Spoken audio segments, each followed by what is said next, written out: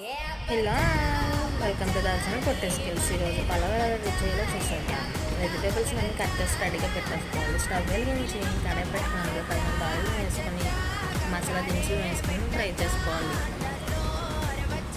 అవి ఫ్రై అయిపోయాక 1 table spoon అల్లం వెల్లుల్లి పేస్ట్ వేసుకోవాలి. అలానే 1 టేబుల్ స్పూన్ దంచిన మసాలాను కూడా వేసేసుకొని ఫ్రై చేయాలి. బాగా ఫ్రై అయ్యాక గ్రీన్ చిల్లీస్, ఆనియన్స్ కూడా వేసి ఫ్రై చేసుకోవాలి. అలానే క్యారెట్, పొటాటోని కూడా వేయాలి.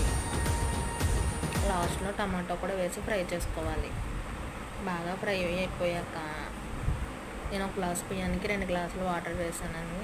ఇప్పుడే సాల్ట్ కూడా వేసేసుకొని మనకు అన్నీ సరిపోయేలా చూసుకోవాలి. అలా 10 మినిట్స్ బాయిల్ అయిన వాటర్లో ముందుగా వాష్ చేసి పెట్టుకున్న రైస్ని వేసుకోవాలి. 10 మినిట్స్ మూత పెట్టి కుక్ చేసేసుకుంటే మనకి పలావ్ రెడీ అయిపోతుంది.